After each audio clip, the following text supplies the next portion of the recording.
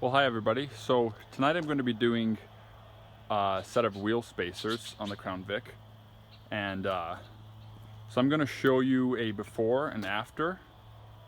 I've already done one side, and I'm going to show you what it looks like, and then also I'll go through the reasoning behind it. So the main reason is when I bought this car, it came with the set of Mustang rims, and there's a couple problems with them. One is that the Mustang obviously has a narrower, that's a hard word to say, has that kind of wheelbase, narrower, there we go. And anyway, so you might be able to pick it up on camera here. It's not maybe as noticeable. Well, when you look from here, it's very noticeable. But anyway, so, you know, the stability is a concern, just with it being way too narrow for this car.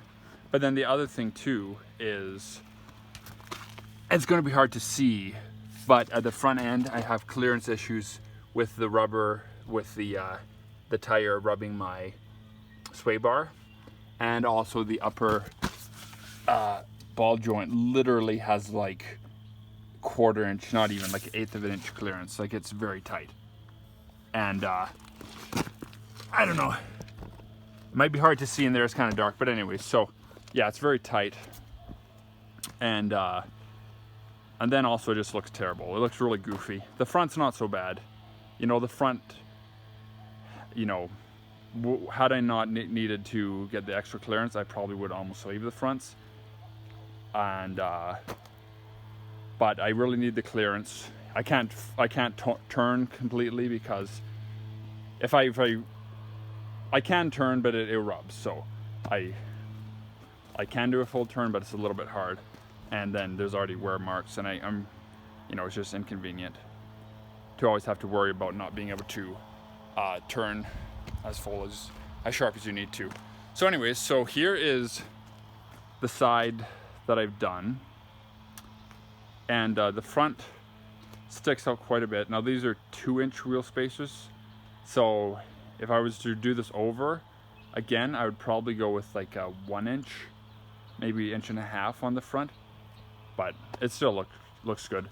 And the back sits more kind of where it should sit, in my opinion. It sits a little farther out than like the factory rims would. So I have a set of winter rims, and that kind of sits a little bit farther out than I think the factory would be. Front definitely farther out, but I do like the look. It gives it more of a stanced look, and kind of makes you look like you got something that you don't, if you know what I mean. Especially with all the patina and stuff, it makes me a little self-conscious driving around. I don't want people to think I'm a dweeb or anything, but anyways, so I think it looks pretty good. So anyway, so I'm just going to run through what I got and quickly how to do it. So the one thing you'll have to have a helper for is when you do the front ones, you'll have to have somebody hold the brake pedal down for you while you torque the spacer. Now the tire, you can kind of hand tighten it and then drop it and torque it, but for the actual hub extension, you'll have to have somebody press that so you can torque your bolts down. So the ones I got here are actually from Amazon. Now I absolutely hate Amazon, and you know, I felt pretty cringy, even I'm kind of joking, but yeah, I don't like Amazon, but these were the only ones I could find easily, and it's hard to find, you know, wheel spacers, because it's not really like a professional aftermarket thing, I guess. So anyways, I couldn't really find any readily available places online. I didn't spend a ton of time looking. I saw these, I clicked on it, and it was from Amazon, but I'm actually pleasantly surprised. So this is a brand here, and this is direct fit for my Crown Vic. So, you know, if you're going to do it, you're gonna, you know, for your vehicle, you have to find out what hub size, bolt pattern, etc. And they're made in China, but you know, in all honesty, what isn't nowadays? But I have to say, I'm actually really happy with the quality. Now, time will tell whether or not it holds up as good as it looks. But, you know, a couple things, like the instructions are definitely not in Shinglish, so that typically means that it's should be a little bit higher on the end. And you know, nothing against China, but not we, but a lot of companies source parts from there because it's cheaper. So you know, you get what you pay for, kind of thing. But unfortunately, sometimes nowadays, like even older companies like Moog, I think now gets a lot of if not all of their stuff made in China, and kind of trusted brands from the past are now made in China, and it's because, you know, they offer a lower price, and these businesses give China our you know, their business. So you know, and that's not always a bad thing. Just because it's made in China doesn't mean it's bad. It all has to do with the quality control, really. Like, there are a lot of good companies that might source out to China, but they have high quality standards, you know, and high inspection standards. Anyway, so enough rambling about that. So the box comes with 2. Now, actually, oddly enough, the most skeptical I am, or the thing I'm most skeptical about, is this thread locker they send you with. I don't know. If I'm going to use thread locker, I'm going to, for some reason, I just want to get an actual, like, brand I know, not just some stuff in some random bottle. Yeah, I don't know. Anyways, so yeah, so I guess I'll go through it.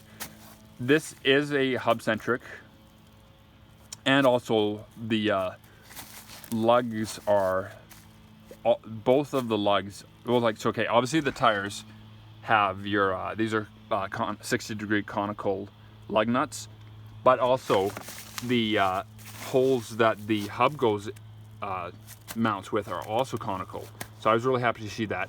Just looking the ones over that I put on, the machining is actually really nice from appearance. The bolts, let's see, I'll open one up here. The studs that it comes with are, let's see, can you see that in there?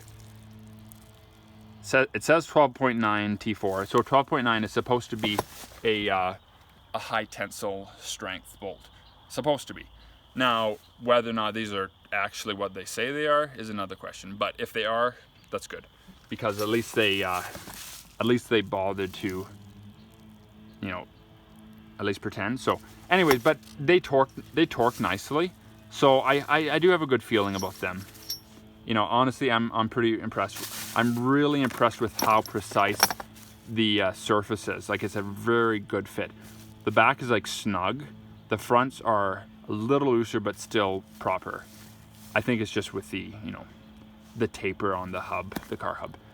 Anyway, so I'm going to set down the camera here, and I'll film my way of doing this.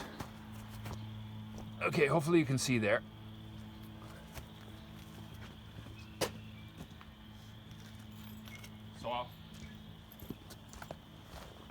These, I feel, are kind of a must when working on a car. I don't like kneeling on my bone. So this honestly goes pretty quick, and like I said, you'll have to have somebody hold the front brake, but it torqued on really easy. Okay, so I have my jack stand, my jack ready to go. It's positioned under the frame jacking point. That's where I jack up the rear on this car. I know there's, you know, different ways to do it, but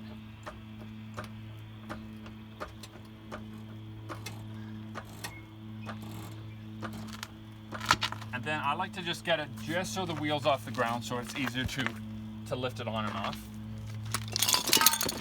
And as I go, you'll see what kind of parts I'm needing. So this, I'm gonna take it off with an impact.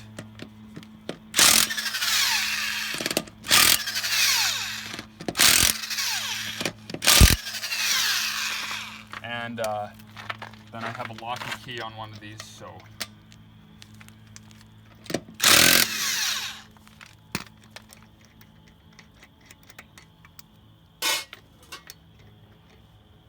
Ooh, that doesn't go there. So the other thing too is the bolts, or the lug nuts that it came with. I guess they're kind of like, they are really a lug nut. Technically, they look just like the regular lug nut. Anyways, those, for this application, my wheel lug nuts or 13/16, but the ones that came with the 3/4, but that's no big deal. I thought that was kind of interesting. I think why they did that probably is because the mounting hole is smaller. You know, it needs to be small enough to, I don't know. Okay, so I pop off the tire. Now I just mounted these recently, so I already went and had scuffed the surface, but you're gonna want to clean these down. So interestingly, this is actually a brush I just bought, and it's made specifically for cleaning brake rotors. And I'll show you why. But anyway, so I already cleaned that. But you just want to make sure that you, as always, you know, with no matter what you're mounting it, you know, what your situation is, but you always want to make sure that you clean your mounting surface. But yeah, so this is a nice thin brush, and it allows you to actually pass through your bolt and your hub center. But anyway, so what we're trying to do here is just make sure it's nice and clean. The brush is almost more just like to reveal what's going on. But what you're looking for, you just don't want any like really high spots. And then grab some sort of scraper. Like here's one. I know you can't see it, but you can kind of feel and look for anything that's not super flush. If you have like really big rust flakes, you know, if it's a little bumpy, that's fine as long as it's like consistently bumpy. But if you have one high spot, you want to try to get rid of that. And then also clean around your hub edge, your hub circle, to make sure that the adapter spacer will go on. So that's about all it takes for that. Now, what I'm doing is these are on the what's going to be your new wheel stud. Just got to make sure I'm still filming. Yeah. The worst is when you're filming something and you realize that you didn't actually hit start. So these I'm actually going to take off, and I'm going to use it to mount. So that way I have, you know, given that, you know, the steel on these is maybe less than desirable, then I switch it up at least, if that makes sense. So my current lug nuts go on here, these go on my old lug nuts. I don't know. It seemed to me like a little bit of a way to just kind of like split any inconsistencies, as it were. So just before you put it on, like I said, these are really slick. Like, you know, I don't care about the finish because that's deceiving, but the like the powder coating, although it is nice, but just like the machining actually seems like there's no burrs. I didn't check it for trueness, but the way it sits tells me that it's really nice. But it's just, I'm pretty impressed. So this matches your inner hub ring, and then this matches your outer wheel, providing that your wheels have the correct hub centric size. You know, some aftermarket wheels won't even match, but you know, that's good. And then, like I mentioned, inside of here, if you can see that, this actually has a conical seat in there too. So that's really good to see, because that way you know it should be centering really well. So that's pretty much ready to go on. Now, one thing I'm gonna do, because I don't know how long these are gonna be on for, I take a little bit of anti-seize and I just put it in a few spots, coat the inside, and then I like some hand cancer, so I rub it in with my bare hands. And then, you know, you can put a little bit in the hole to make sure that it doesn't bind to your stud. But basically, the outer surface here, you don't need much, and then just the inner surface where it's going to contact the hub. So, not too much. This is just copper never sieve. I think that never seize. I think that should be okay with the two metals. It's coated, you know, it should be okay, but like, if this is going to be on for the next couple of years, I don't want it to seize. Especially because this is aluminum and the brake rotor is steel. So it's pretty obvious which way it goes, but that just sits on these larger holes, you know, it goes over your current studs. And like I said, on the back, it's a snug fit, so it's a little bit too big, but it presses on just with some minor tightening, so it doesn't take much to suck it down. Now, this is my opinion on the matter, but to get the most accurate torque, typically you definitely don't want a dry bolt. You don't want something that's like rusty or whatever, because it'll actually give you a false torque reading. So what I'm actually going to do is just give it a little spritz of WD-40 on the conical seat and a little bit on the threads, and then take my extension. Now these are 3/4 inch here. Yeah, I'm still recording, that's good. So then I just get it started and repeat. So basically this is just ensuring that you're not binding up and giving yourself a false reading, because how torque actually works, it's not like it's like a friction tight, although that plays a minor role in it, but essentially think of a bolt as like a spring. So a bolt has a certain amount of give. That's why if you over tighten a bolt, it'll come loose on its own, because you've overstretched the spring. So you know, it's just like any spring. It has a certain amount of spring to it, but if you overdo it, then you've wrecked your bolt and you have to get a new one. So anyways, that said, the little bit of oil there will just hopefully make sure that I'm getting a nice strong torque on these. So then I'm going to take my small ratchet, and I'll finish tightening these down. But because this back one's a tighter fit, just make sure you suck it on evenly. But the last side I did went on really nice. The other thing too is you'll have to just use a standard socket for these, which is fine, because you don't want to torque this with a torque wrench or with a impact wrench. So yeah, just be prepared. Your impact wrench, if you had one, will not fit in these holes. So it's not like it's like gonna go on cockeyed or anything. It's just kind of tight. It's snug, but that is a good sign. It just tells you that the machine, but it goes on so nice. So just working your typical star cross pattern, a little at a time. Never hurts to take a little extra time on this step to make sure your hub gets on nice.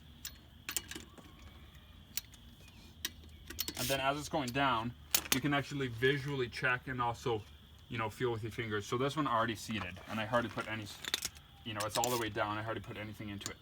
Now the back here, if you're in park, you'll be turning against your axle. I mean, in this application.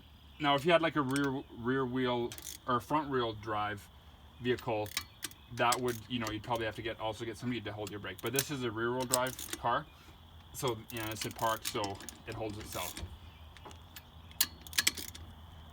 So factory wheel lug nut torque on this car is a big range, but the high end is 100. So that's what I'm doing for the original wheel studs. And just to err on the side of caution with these aftermarket ones, I'm doing 90. And the other thing too is, I don't think I mentioned, but it comes with instructions, and it also tells you torque ranges depending on your size of bolt. So you'll measure your bolt and your thread, and providing it's accurate. But if not sure, it should be the same size bolt stud as your previous one, and so it should be pretty similar torque. Now if it's not though, if it's new, just to be safe, I'm going to go 10 pounds lighter. Anyways, enough rambling. So I'm going to set this to, let's see, at 100 or 90 and 100. Never hurts to double check to make sure. Okay, so again, just working your gentle cross pattern. Gentle cross pattern. Yeah. Back and forth, and again, these ones are I'm doing to 100.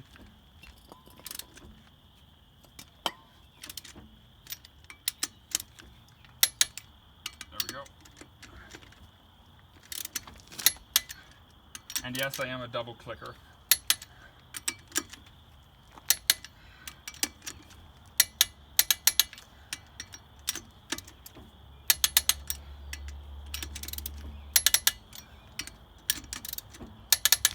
And just to be doubly sure, I like to go around like, you know, click each one at least twice. And then the other thing I forgot to mention is in the instructions, they do recommend Loctite. Now, this is also might be a hot take, but I think that it's just to kind of, you know, make sure that they don't run into any lawsuits or anything. Because, you know, if you Loctite it, it's probably never going to come off. Now, if you do decide to Loctite it, they send you with some red stuff, but like I said, I don't know if I trust that. But regardless, red stuff, if you ever need to take it off, all you have to do is just heat your bolt. Now, with aluminum and paint, you'll probably wreck your paint, but because you're going to have to torch it a little bit to get it hot enough to, because what happens is when you get Loctite hot, it just melts and you turn your bolt off. But anyway, so I'm not going to Loctite it because you don't Loctite your wheels. So the only reason you would Loctite this is if it had faulty steel. But if it had faulty steel, I'm not going to be running it on my car. Anyway, so the other thing I'm going to do is when I get this all back together, I'm going to road test it, do a pretty short trip, then I'm going to come check my outer bolts. I'm not really worried about my inner bolts. But anyway, so I'm going to recheck my torque multiple times, just make sure it's good. Okay, so now that's on. Now we just got to put a wheel on. And obviously, if you got this far, you probably know how to put it on. One thing I noticed is your angle might change a little bit, so you might have to raise it up a little bit more. So if you have it on jack stands, be prepared that you might have to get it a little higher to get the wheel back on the second time, I found. And then I'm going to take my original lug nuts, and I'm just going to do the same. You know, sometimes when you tighten these down, you feel it kind of like slipping and like, I don't know what it sounds like, kind of like a cackle. Not a cackle. Like you can kind of feel slipping and like chirps. That's typically because it's like binding, and then it's breaking loose. So, in my opinion, it doesn't hurt to give a light coat just along the seat. You could even use like a motor oil, I think. But some people may not agree with that. Anyway, so I always like to, there we go again, I gotta switch my size. So yeah, like I said, the outer one's a larger size. But with everything like this, I want to get it started by hand. Just to be safe. This isn't NASCAR. We're not in that much of a rush.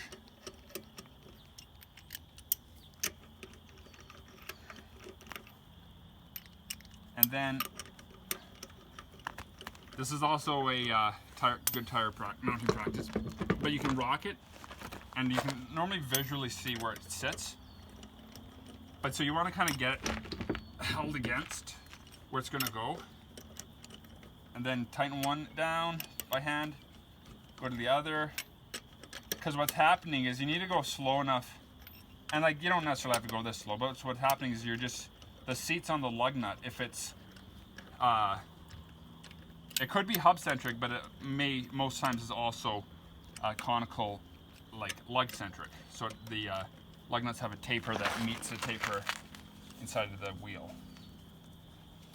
But then you can go like this, and you can feel the backside to make sure, and you can also visually check to make sure you're contacting evenly. Okay. And yeah, so then I'm gonna put my locker on, and then just gonna get this hand tight.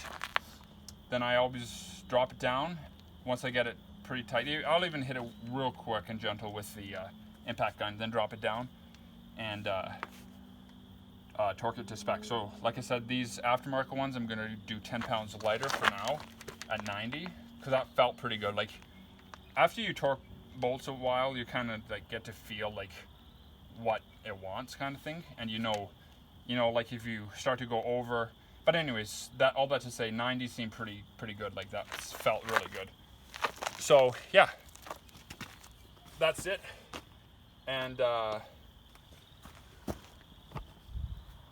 once I get that done, I'll take care of the front, and then that'll be it. So anyways, thanks for watching, and appreciate the any feedback you have, and like and subscribe so you can help me buy more stuff. Thanks.